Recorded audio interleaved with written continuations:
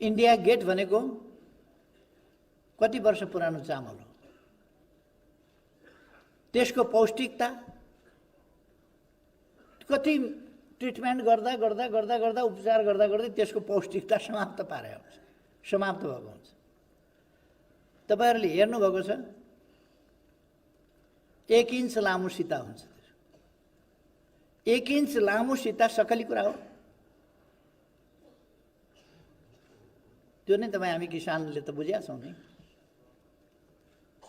यो यति पुरानो भइसक्या छ अनि त्यसलाई मर्मत सम्मार गरेर यहाँ पठाइन्छ। बासमती चाहियो, लाल किला चाहियो, के इन्डिया गेट चाहियो, अर्को के चाहियो?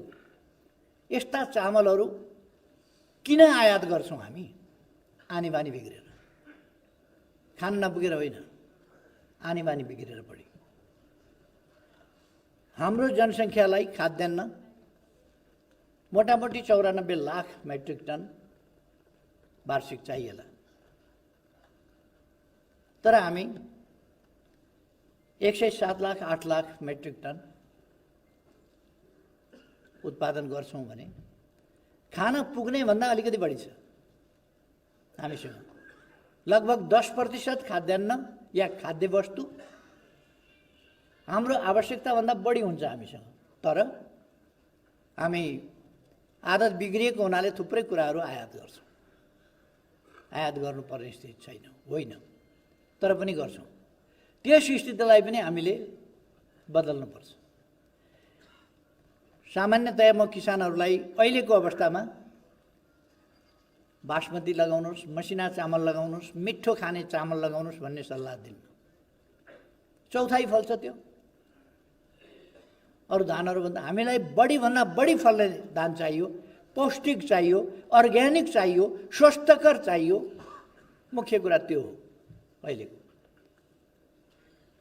मसिना पनि फलाउनुस्, ठिक छ, अलिक महँगो दाममा पनि बिक्छ, तर जति महँगो दाममा बिके पनि फल्छ कम। मोटा धानको गाँठ जत्रो ठुल्ठुलो गाँठ आउँछ, मसिनाको गाँठ त्यत्रो हुँदै हुँदैन, सिलिके सिलिके भएर आइन्छ। त्यसकारण त्यसलाई राम्ररी मोडर्नाइज गरेर त्यसको अत्यधिक उत्पादन वृद्धि गर्ने, उत्पादकत्व वृद्धि गरेपछि मात्रै त्यसतिर हामी जान सक्छौं र मात्रै हामीलाई प्रतिफल त्यसले राम्रो दिन सक्छ। त्यसको परिवर्तन नगरिकन, त्यसमा सुधार नगरिकन, त्यसको उत्पादकत्व 2 गुणा भन्दा बढी नबढाइकन त्यो लगाएर पोसाउँदैन भन्छ नि, त्यो पोसाउँदैन। म साथीहरूलाई भन्न चाहन्छु, कृषि क्षेत्रको आधुनिकीकरण आजको आवश्यकता हो। त्यसकारण हामीले प्रधानमन्त्री कृषि आधुनिकीकरण भन्ने नाम साथीहरूले राख्नुभएको छ। यो प्रधानमन्त्री भनेको महिला देखेर मात्रै भनेको होइन होला, अथवा महिला देखेर भने होला, अलि पछि म हुन्न, त्यो प्रधानमन्त्री सन्त्रीको केही अर्थ छैन। कृषि आधुनिकीकरण कार्यक्रम हो। त्यो प्रधानमन्त्री भए पनि अन्त पनि छ चलन त्यस्तो, त्यही भएर साथीहरूले राख्या होला यहाँ प्रधानमन्त्री कृषि आधुनिकीकरण मात्र। कृषि आधुनिकीकरण कार्यक्रम हो खासमा। त्यो प्रधानमन्त्री कृषि आधुनिक कार्यक्रम भन्दा प्रधानमन्त्री कृषि आधुनिकीकरण कार्यक्रम भनेको के हो? प्रधानमन्त्री खेत आधुनिकीकरण गर्नु। तर कृषि आधुनिकीकरण कार्यक्रम, कृषिको व्यावसायिकीकरण कार्यक्रम। र म साथीहरूलाई सुझाव दिन चाहन्छु 2टा कुरा। एउटा 2-3वटा कुरा पर्छ यसमा। एउटा, जमिनको सदुपयोग गर्नुस्, खाली ठाउँ हुन नदिनुस्। केही भएन भने एउटा मेवाको बिरुवा रोप्नुस्, केही भएन खाली ठाउँ बने तपाईले खुर्सानी रोप्नुस्, केही भएन खाली ठाउँ देख्नुभयो भने केराको बोट रोप्नुस्, केही भएन अगबारी खुर्सानीको एउटा बिरुवा रोपिदिनुस्, त्यो फलिरहेको छ धेरै वर्षसम्म त्यसकालको।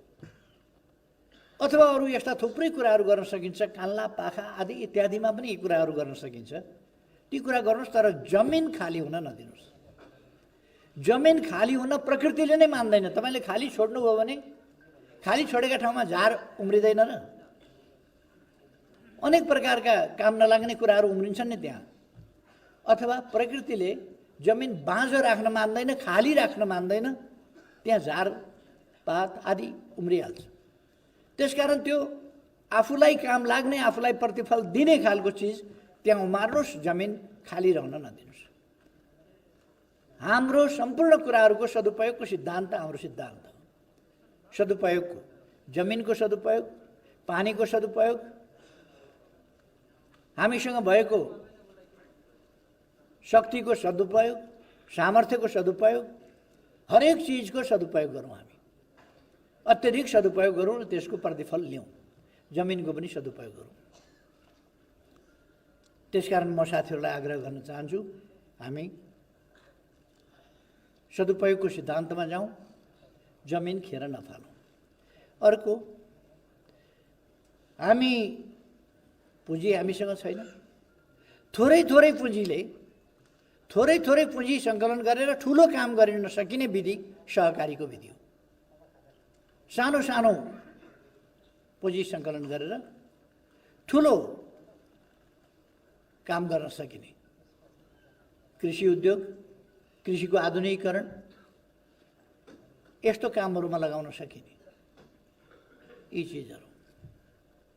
सरकारको तर्फबाट तपाईहरुलाई उन्नत बिउ उपलब्ध गराउने, सरकारको तर्फबाट नर्सरी तयार गरेर किसानहरूले पनि नर्सरी तयार गर्न सक्नुहुन्छ। नर्सरी तयार गरेर बिरुवा उपलब्ध गराउने, उन्नत जातका बिरुवा उपलब्ध गराउने, ती कामहरू सरकारले गर्न सक्छ। बालीको बिमा गर्ने, त्यस काममा सहयोग सरकारले पुर्याउन सक्छ। सरकारले अहिले पनि मल आदि इत्यादि कुरामा सब्सिडी दिइरहेको छ। त्यो सब्सिडीलाई हामी जारी नै राख्छौँ। व्यक्तिगत तवरमा टाठाबाठाले पाउने अनुदान जुन थियो, तपाईहरुले अनुदान पाउनु भएको छैन। सगौलको अनुदान तपाईहरु कहाँ पुग्छ, तर त्यही मात्रामा पुग्छ। तर जसले करोडौं अनुदान लिएका छन्, त्यो करोडौं अनुदान लिनेहरू या त किसानै छैनन् या त्यसको सदुपयोग गरेका छैनन्। करोडौं अनुदान पाउने टाठाबाठाहरूले हो, श्रेष्ठता मिलाउन जान्नेले हो, प्रतिशत मिलाउन जान्नेले हो। कति लिएर कति छोडेर कसरी लिन सकिन्छ अनुदान, त्यो बुझेकाहरूले हो। अथवा त्यस अनुदानको सदुपयोग होइन, त्यो दुरुपयोग हुन्छ। त्यसकारण सरकारले दुरुपयोग हुने गरेको नकली अनुदान, नकली मान्छेहरूलाई दिने अनुदान, त्यसमा अलिकति नजर राखेको छ, कडाई गरेको छ। तर किसानलाई पुर्याउने सहयोग, सामूहिक रूपमा दिइने अनुदान, मलखात जस्ता कुराहरूमा दिइने अनुदान, नर्सरीमा दिइने अनुदान, नस्ल सुधारमा दिइने अनुदान, पशुपन्छीहरूको नस्ल सुधारमा दिइने अनुदान, अथवा सामूहिक रूपमा चिस्यान केन्द्र राख्ने कुरामा दिइने अनुदान, अथवा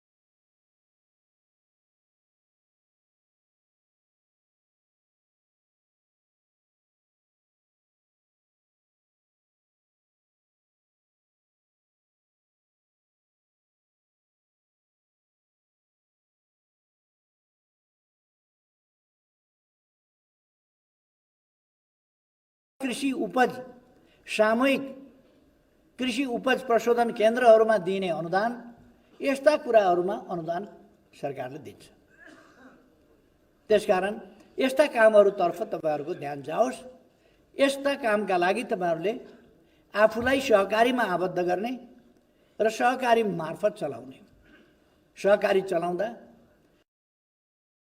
सहकारीका केही आधारभूत नियमहरू हुन्छन्, तपाईहरुलाई थाहा छ। सहकारीका आधारभूत नियमहरू हुन्छन्। कति पुँजीगत खर्च कति गर्ने, साधारण तर्फको खर्च कति गर्ने, कतिमा सीमित राख्ने, कसरी खर्च गर्ने र कस्तो ढङ्गले त्यसलाई सञ्चालन गर्ने आदि कुराहरूका नियमहरू हुन्छन्। त्यसकारण त्यो नियम बर्खिलाफ गरियो भने सहकारी डुब्छ, बर्खिलाफ गरिएन र त्यसलाई सदुपयोग गरियो भने सहकारी उक्सिन्छ। तपाईहरु सहकारीहरू चलाएर आइराखेका साथीहरू र जुन अभियानमा माननीय केशव बडालजी नेताजी लामो समयदेखि लाग्नु भएको छ, तपाईहरु उहाँबाट प्रशिक्षित हुनुहुन्छ। मैले धेरै केही भनिरहनुपर्छ जस्तो लाग्दैन, तर फेरि पनि म तपाईहरुलाई जोड दिएर भन्छु, अहिले पनि सहकारीको सान्दर्भिकता सिद्धिएको छैन। हाम्रो देशमा पछौटेपन, गरिबी हटेको छैन। सामूहिक प्रयास, सामूहिक बुद्धि र प्रयास किसानहरूको माथि सरकार र किसानहरूको सहकार्य, सरकारबाट किसानहरूलाई सहयोग उपलब्ध गराउने कुरा, सहयोग पुर्याउने कुरा, यो जरुरी छ। यी कामहरू सरकारले गर्छ। अर्थात् म यहाँहरूलाई भनौँ, कृषिको सन्दर्भमा हामीले, कृषि क्षेत्रका हाम्रा नीतिहरूको सन्दर्भमा हामीले नसोचेको र नबुझेको स्थिति होइन। हामी भिजनका साथ कसरी कृषिको आधुनिकीकरण गर्न सक्छौँ, कसरी यसको वैज्ञानिक प्रणालीमा, आधुनिक प्रणालीमा लान सक्छौँ, कसरी आजको प्रविधि कृषि उपजका क्षेत्रमा, उत्पादनका क्षेत्रमा, बजारको क्षेत्रमा, बिक्रीको क्षेत्रमा अथवा कृषि उत्पादनको सुरक्षाको सन्दर्भमा कसरी पुरा गर्न सक्छौँ, यी कुराहरू हामीले बुझेका छौँ। खाद्य सम्प्रभुता सम्बन्धी नीति, खाद्य सम्प्रभुता, राष्ट्रिय दृष्टिकोणबाट खाद्य सम्प्रभुता, पारिवारिक वा वैयक्तिक दृष्टिबाट खाद्य सम्प्रभुता, खाद्य सम्प्रभुता सम्बन्धी राष्ट्रिय अधिकार, राष्ट्रिय पहिचान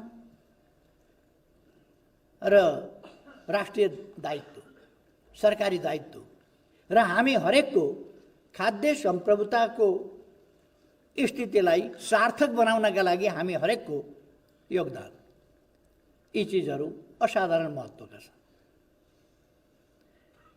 कृषि क्षेत्र उत्पादन, खाद्य वस्तुको उत्पादन आदिसँग मात्रै सम्बन्धित छैन,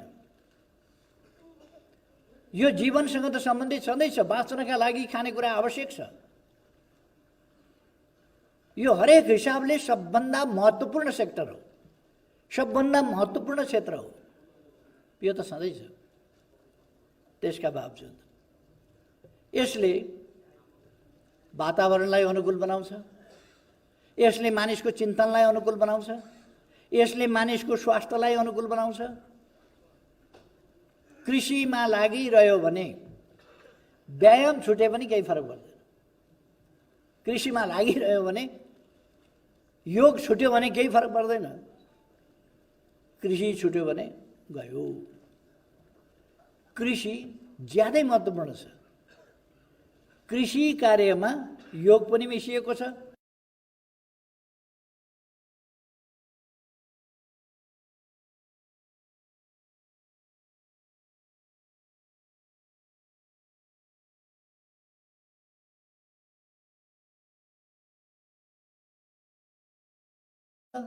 मानव र वनस्पति, बोट बिरुवा आदिसँगको सम्बन्ध, यसको बहुतै ठुलो गहिरो दार्शनिक अर्थसहित कृषि क्षेत्रको महत्त्व छ र यो महत्त्व कहिल्यै पनि पुरानो हुँदैन। एकपटक कर्डलेस टेलिफोन बडा आवश्यक जस्तो भएको थियो, आउटडेटेड भयो, मोबाइल आयो। यस्ता थुप्रै कुराहरू, ब्ल्याक एन्ड व्हाइट टेलिभिजन ठुलो कुरा थियो एक समयमा, आउटडेटेड भयो, कलर आयो। तर यस्ता कतिवटा कुरा आउटडेटेड हुन्छन्।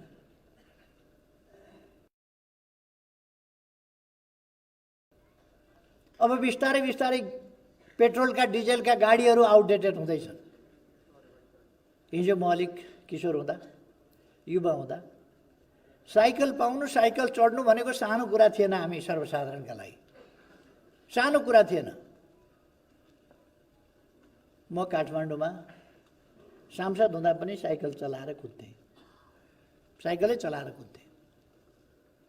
त्यहाँ पर ग्वारकोको छेउमा बस्थेँ र साइकल चलाएर सिंहदरबार आउँथेँ, साइकलै चलाएर हिँड्थेँ सांसद हुँदा समेत। हिजो हामीले 10,000 भन्दा बढीको मोटरसाइकल र्याली गऱ्यौँ।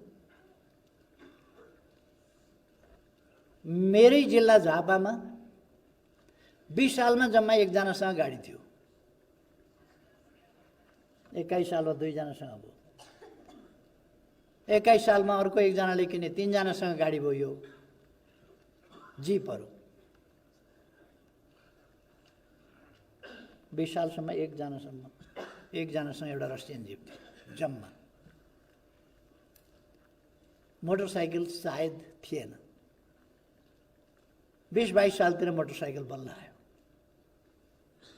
साइकल अलिक बढी थिए, त्यो पनि दुर्लभ थियो। अब लगभग साइकल आउटडेटेड जस्तो हुन लाग्यो। मोटरसाइकलले त्यो ठाउँ लियो। परिवर्तन त आएको छ। म सानो हुँदाखेरि जुत्ता लगाएर हिँडेको मान्छे भेट्न मुस्किल पर्थ्यो।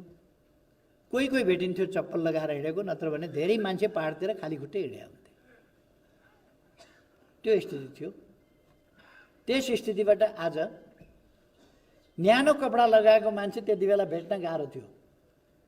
एउटा ज्याकेट हुनु भनेको त, एउटा ज्याकेट लगाएको मान्छे देखियो भने, एउटा ओभरकोट लगाएको मान्छे देखियो भने त सबैको आँखा त्यहीतिर हुन्थ्यो। यस्तो गर्ने, यो कहाँबाट ल्याएर लाएछ, कस्तो चिज हो यो, त्यस्तो लाउँदा कति न्यानो हुन्थ्यो होला। त्यो समय थियो। आज त्यो समय परिवर्तन भएको छ। कतिवटा कुरा मैले भन्न खोज्दै थिएँ, कतिवटा कुरा आउटडेटेड हुन्छन्, कतिवटा कुरा डेट एक्सपायर हुन्छन्, कतिवटा कुरा समय सिद्धिन्छ। तर कृषि क्षेत्रको, कृषि उपजको, किसानको, कृषि पेसाको, कृषि व्यवसायको समय सिद्धिँदैन। यसको उपादेयता सधैँ रहिरहन्छ, किनभने मान्छेलाई बाँच्न पर्छ। बाँच्नका लागि मैले सानो हुँदाखेरि एउटा कविता पढेको थिएँ। पैसा चपाइन्न र अन्न पानी चाहिन्छ के भन्ने एउटा थियो।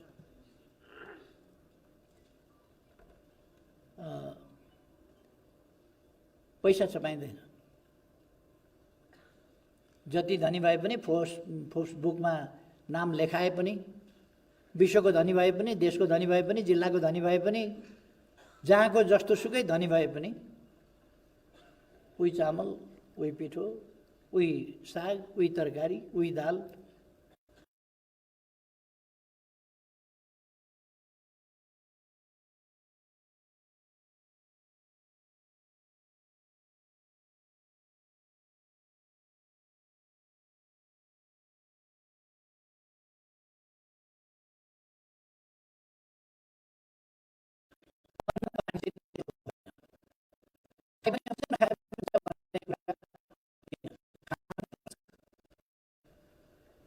स्वच्छ हावामा सास फेर्नै पर्छ, शुद्ध पानी पिउनै पर्छ, अर्ग्यानिक खाना खानै पर्छ।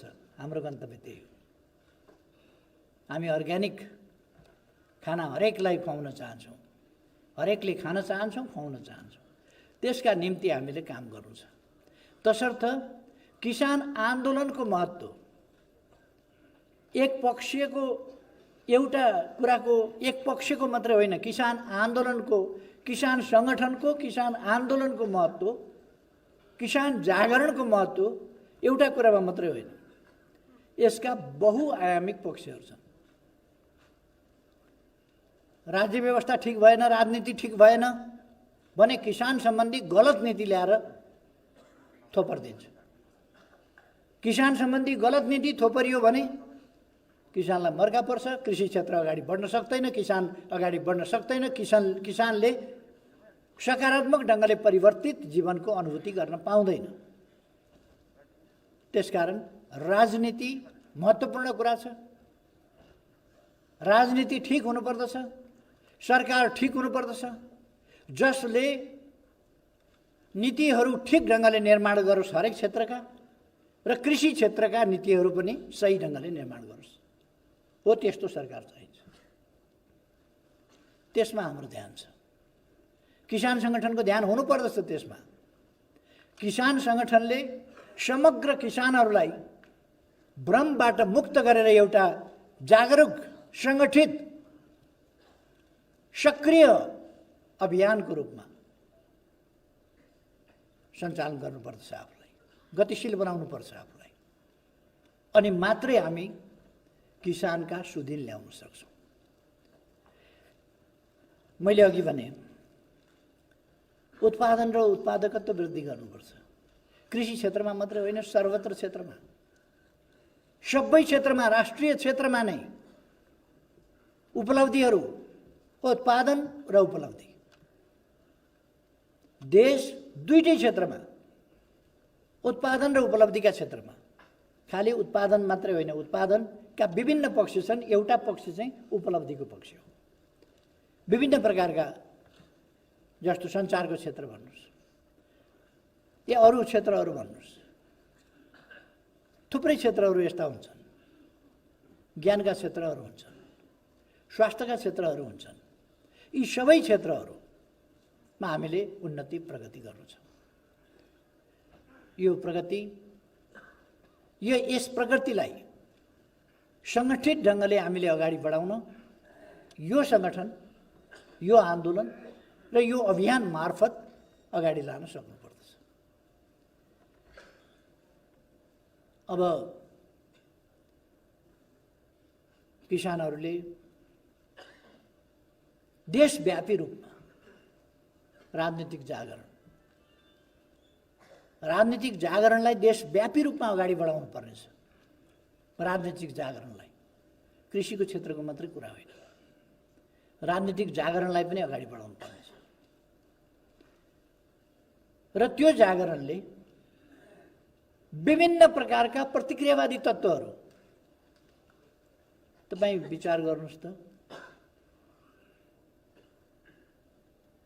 मान्छे बिग्रियो भने कहाँ पुग्छ? आज कम्युनिस्ट आन्दोलनको सबभन्दा ठुलो विरोधी को छ भने कम्युनिस्टकै पर्को ओढेर उहाँ बाटामा बस्या छ। कम्युनिस्टकै पर्को ओढेर बाटामा बस्ने र कम्युनिस्ट आन्दोलनको सबभन्दा बढी विरोधी,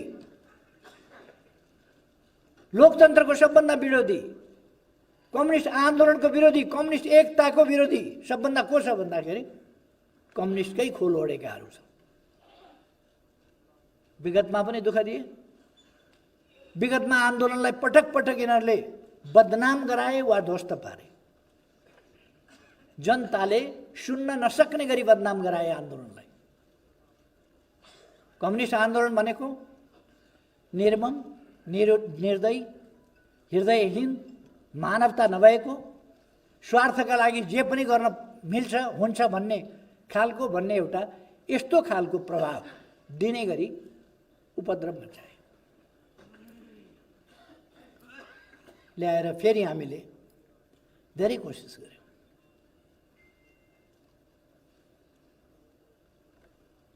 मैले नाम त लिइरहनु पर्दैन, तर अस्ति मैले भूमिहीन किसानहरूको एउटा बेलामा भनेको थिएँ। यसअघि पनि हामीले एउटा आयोग बनाएका थियौँ भूमि व्यवस्था सम्बन्धी, सुकुम्बासी समस्याको समाधान गर्ने, अव्यवस्थित बसोबासलाई व्यवस्थित गर्ने, किसानहरूलाई धनी पूर्जा कमसेकम वितरण गर्ने। यो अभियान एकपल्ट हामीले 51-52 को हाम्रो अल्पमतको सरकारको समयमा यो अभियान सञ्चालन गर्यौँ। त्यो अभियान सञ्चालन गर्न सँगसँगै माननीय केशव बडालको नेतृत्वमा नेपालको भूमि समस्या र भूमि सुधार, त्यो समस्या समाधान गर्न, भूमि सुधार कसरी गर्ने या भूमि व्यवस्थाको कसरी समाधान गर्ने र भूमिसँग सम्बन्धित जनताको समस्याको समाधान कसरी गर्ने भन्ने सम्बन्धमा हामीले आयोग बनायौँ। उहाँले आयोगको प्रतिवेदन दिनुभयो।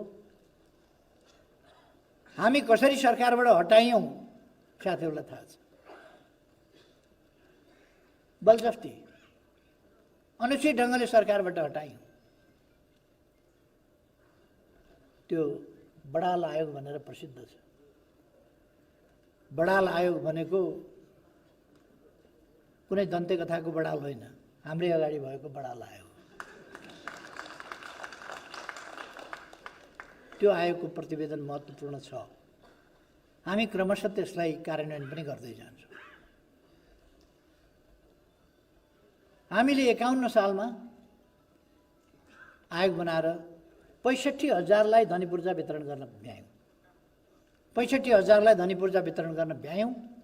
तर हामी सरकारबाट गयौँ, हामीले वितरण गरेका धनीपूर्जा समेत रोकेर अनेक कानुनी जटिलता अप्ठ्यारा पारेर कतिपयले त्यो भोग चलन गर्न पाए, धनीपूर्जा प्राप्त भइसक्यो। कतिपयले धनीपूर्जा प्राप्त गर्न पाएनन्, भ्याएका थिएनन्।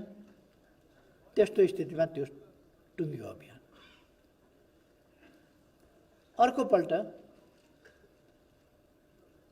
हामीले कास्कीका के अरे उहाँको नाम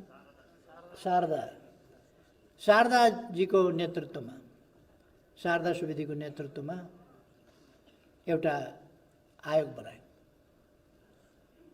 माधव नेपालजी यति अल्गो सिरिङमा पनि टाउको ठोकिने गरी उफ्रिनु। उफ्रिनु मात्रै भएन, उहाँले नवलपरासीको एउटा आफूतर्फको वकिल रहेछ अन्धभक्त, उसलाई लगाएर मुद्दा हलाउनु भयो। अहिलेसम्म मुद्दा चालु छ।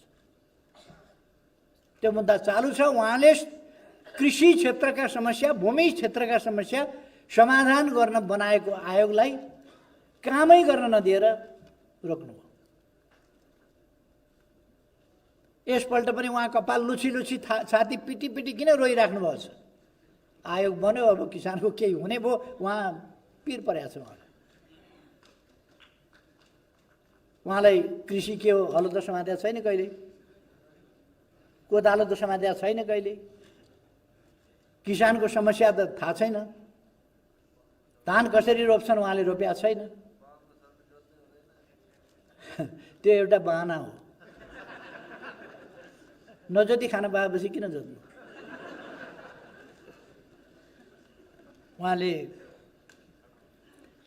किसानका समस्या, कृषि क्षेत्रका समस्या, भूमिका समस्या बुझ्न चाहनुहुन्न, मुद्दा हलाएर।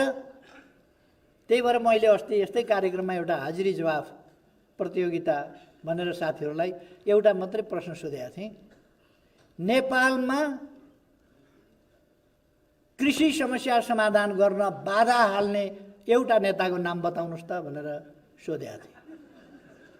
उहाँहरूले सही जवाफ दिनुभएको थियो। म तपाईँहरूलाई पनि सोध्न चाहन्छु, त्यस्तो नेता को हो बताउनुहोस् त? सही है।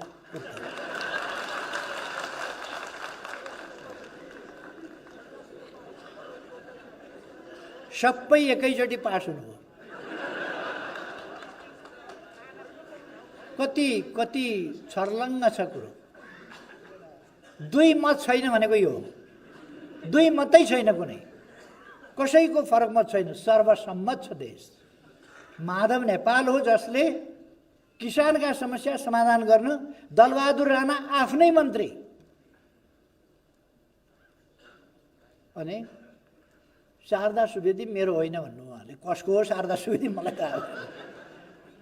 पार्टीको नेता उहाँ, माधव नेपाल पार्टीको नेता, शारदा सुवेदी मेरो मान्छे होइन, त्यसकारण यो हुँदैन भनेर। आफ्नो मान्छे होइन, के हो उहाँको मान्छे? अहिले यता पछिल्लो समय पनि उहाँले दिएको दुःख त्यही हो। मेरो मान्छे, मेरा मान्छे, मेरा मान्छे, मेरा समर्थक, मेरा पक्षका, मेरा पक्षधर। मैले भने तपाईँका पक्षधरको नाम लेखेर दिनुहोस् न, कमसेकम म थाहा पाऊँ को रहेछन्। कसरी थाहा पाउने उहाँको? मैले त हेर्ने त कार्यकर्ता हो। यसपल्ट पनि उहाँहरूले खुब रोक्न खोज्नुभएको थियो। पर्नुभयो फेला पद्मा अर्याल।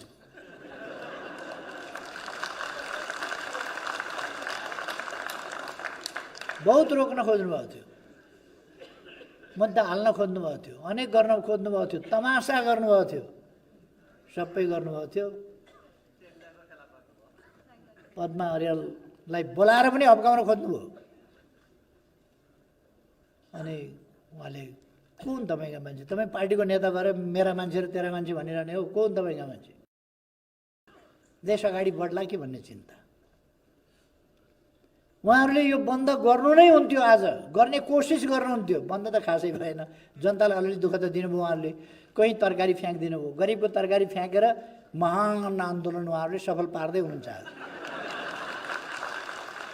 बाटाका छेउमा ल्याएर तरकारी, कति दुःख कष्ट गरेर फलाएको तरकारी बाटाका छेउमा ल्याएर बेचिराखेको तरकारी, एउटी बुढी आमाले डोकामा बोकेर ल्याएको टमाटर सडकभरि फ्याँकेर क्रान्तिकारिता देखाउनु भयो प्रचण्डले, माधव नेपालले। अरूका गाडी जलाउनु भयो, आफू गाडीमा सवार भएर चाहिँ तमासा हेर्दै जनताले कति दुःख पाएका छन् भनेर गाडी चढेर तमासा हेर्दै हिँड्नु। अर्को गाडी चढ्न अलिक भएन, आफैले बन्द गरे, गाडी नै त नचढ्नु, अलिक ठुलो भयो गाडी भन्ने कुरा, अलिक बाइकसम्ममा त हुन्छ भनेर बाइक लिएर, अर्को बाइक लिएर हिँड्दै जनताले कति दुःख पाए भनेर रमिता हेर्दै हिँड्नुभयो। अर्को कार्यकर्ता सिद्धिएछन्, कार्यकर्ता यता छन्, कहाँबाट होस् त उता, कार्यकर्ता सिद्धिएछन्। आफै हामी यहाँ छौँ भन्ने एउटा टाँसो, अनि गाडी रोका भनेर को उभिया छ भनेर यसो हेर्दाखेरि त प्रचण्ड उभिराख्या। उभिएको कहाँ, फेरि कस्तो ठाउँमा, साद्रो बाटो, उभिएको पनि साद्रो बाटो, ठाउँ पनि जानेको। प्रचण्ड साइनबोर्ड लिएर, माधव नेपाल अर्को अर्को कार्यकर्ता छैन, सिद्धिएछ, आफै उत्रिनु भएको छ। उहाँहरूले फ्याँक्या हो त्यो सब्जी टमाटर मुला कि होइन, अरूले फ्याँक्या हो, उहाँहरूले अराएका मान्छेले फ्याँक्या हो कि उहाँहरू आफैले फ्याँक्या हो, त्यो चाहिँ मलाई यकिन भइसकेको छैन। तर उहाँहरूको आन्दोलनले फ्याँक्या हो, उहाँहरूका कार्यकर्ताले कमसेकम फ्याँक्या हो। उहाँहरू आक्रामक ढङ्गले आउनुहुन्छ, नियम तोड्न खोज्नुहुन्छ, धाक धक्कु लगाउनुहुन्छ, कानुन मान्दिन भन्नुहुन्छ, अनि हप्की धप्की गर्नुहुन्छ। प्रमुख जिल्ला अधिकारी, एसपी, डिएसपी, इन्सपेक्टर कोही बाटा भेटायो भने हप्की धप्की गर्नुहुन्छ, सिडिओलाई हप्की धप्की गर्नुहुन्छ। कानुनको पालना गर्नुहोस्, हप्की धप्की गर्ने होइन, पालना गर्न सिक्नुहोस् कानुनको। लोकतन्त्रमा, लोकतन्त्र भनेको कानुनको राज हो, बलमिच्याईको राज होइन। प्रचण्डलाई म सम्झाउन चाहन्छु, ती दिन गए जति बेला तपाईँ संविधान मान्दिन, कानुन मान्दिन भनेर उपद्रव मचाएर हिँड्नुभएको थियो, त्यो जमाना गयो। अब कानुनको पालना गरेर चल्नुहोस्। अदालतलाई धम्क्याएको छ, निर्वाचन आयोगलाई धम्क्याएको छ, निर्वाचनको तयारी नगर भनेर हामी यहाँ छौँ भनेर लेखेर निर्वाचन आयोगमा पनि पुग्यो। त्यहाँ उहाँहरू पुगेपछि त थाहा पाए होला नि मान्छेले, हामी यहाँ छौँ लेख्नुपर्छ, हामी यहाँ छौँ लेखेर निर्वाचन आयोगमा हाजिर। पुगेपछि थाहा पाएन नि मान्छेले, पाए नि त, उहाँहरू त्यहाँ हुनुहुन्छ, फेरि पनि हामी यहाँ छौँ भनेर लेखेको छ। ब्रान्ड भयो उहाँहरूको, हामी यहाँ छौँ। उहाँहरूका कार्यकर्ता कति छन् भनेर तपाईँहरूलाई चिन्न अब सजिलो छ। जो हामी यहाँ लेखेका छौँ भनेर टाँसिया छ त्यो उहाँहरूको कार्यकर्ता। उहाँहरूको पार्टी कत्रो छ थाहा पाउन पनि सजिलो भएको छ। कतिजना छन् हामी यहाँ लेखेका छौँ भने त्यत्रै हो पार्टी। अघि वरिपरि भनेको त रमिता समिता हेर्ने ओर्ने यताउता को आएछ के आएछ के टाँसिया हो यता यसो हेर्ने ओर्ने बाटा छेउका मान्छेहरूको छोडिदिनुहोस्। खैर धेरै कुराहरू म भोलि भन्नेछु।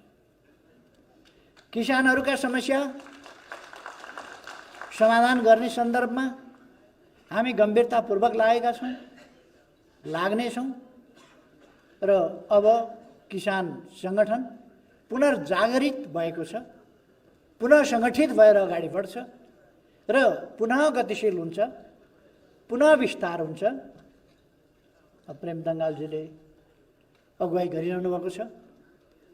उहाँको नेतृत्वमा किसान सङ्गठन, बडालजीको वरद आशीर्वाद, बडालजीको आशीर्वाद र दङ्गालजीको नेतृत्वमा अगाडि बढ्छ। उपयुक्त ढङ्गले सङ्गठनलाई पुनर्ताजगी दिएर, पुनर्जीवन दिएर अगाडि बढाउनुहोस्। आन्दोलन, विवाद गर्नेहरू, झगडा गर्ने बानी परेका, मुद्दा लड्ने बानी परेका, सिङौरी खेल्ने बानी परेका, भुइँ खोस्रिने बानी परेका, गाली गलौज गर्ने बानी परेका, मुख छाड्ने बानी परेका, जहिले जहाँ पुगे पनि न्यु खोज्ने बानी पुगेका हटे। अब आन्दोलनलाई एकजुट बनाएर लाने हो, सल्लाह गर्ने, सहमति कायम गर्ने, एकजुट बनाएर अगाडि लाने। त्यस काममा तपाईँहरूलाई सफलता प्राप्त होस्, म धेरै धेरै शुभकामना भन्न चाहन्छु। बाँकी मैले अघि नै भने भोलि फेरि मैले केही विचारहरू राख्नेछु, अलिक सविस्तारै त्यहाँ आफ्ना कुराहरू राख्ने नै छु। म चुलै मात्रै होइन, टोलै निम्तो, गाउँै निम्तो, ओडै निम्तो, पालिकै निम्तो। चुलै मात्रै भन्दाखेरि फेरि परिवार मात्रै लिएर आउनु होला, छिमेकी नलिई आउनु होला। त्यसकारण चुलै निम्तो, छिमेकी समेतको निम्तो, टोलै निम्तो, ओडै निम्तो, सबै गरेर आउनु होला साथीहरू। भोलि फेरि भेटौँला। भोलिको कार्यक्रमपछि, आफ्नो तपाईँहरूको कार्यक्रमपछि, तपाईँहरूको बैठकपछि त्यसका निर्णयहरू बोकेर तपाईँहरू गाउँ गाउँमा जानुहुनेछ र गाउँ गाउँबाट एउटा नयाँ जागरण ल्याउनुहुनेछ। यसपल्ट एउटा नयाँ कीर्तिमान हामीले कायम गर्नु छ। नयाँ कीर्तिमान। मै हुँ भन्ने केहीले पार्टी छोड्दैमा यो आन्दोलन समाप्त हुँदैन। यो आन्दोलन अझ मजबुत भएर जान्छ, अझ बलियो भएर जान्छ, अझ शुद्धिकरण र सुदृढीकरण भएर जान्छ। यो शुद्धिकरण पनि हो, यो सुदृढीकरण पनि हो, यो विस्तृतीकरण पनि हो। त्यसकारण आन्तरिक रूपमा सुदृढ, आचरण व्यवहारको हिसाबले, विचारको हिसाबले शुद्धिकरण र सङ्गठनको हिसाबले सुदृढीकरण र विस्तृतीकरण व्यापक रूपमा यो फैलिनु पर्दछ। त्यसकारण हामी त्यसै अनुसार सशक्त ढङ्गले अगाडि बढ्नेछौँ र हामीले शानदार बहुमत ल्याउनु पर्दछ। कसैले ठान्ला पार्टी फुटिएको छ, कसरी बहुमत आउँछ? 3 करोड मान्छेमा 2-4 जना जाँदैमा फुट्यो। 3 करोड मान्छे छन् देशमा, 2-4 जना गए। त्यसो भएर आत्तिनु पर्दैन, मनोबल गिराउनु पर्दैन। हामी जित्न सक्छौँ, हामीले जित्नुपर्छ र हामी जित्नेछौँ। यो मनोबलका साथ अगाडि जान म साथीहरूलाई आग्रह गर्न चाहन्छु। तपाईँहरू सबैमा धेरै धेरै शुभकामना साथ आफ्नो भनाइ टुङ्ग्याउँछु र म यहाँहरूबाट बिदा पनि हुन्छु। धन्यवाद।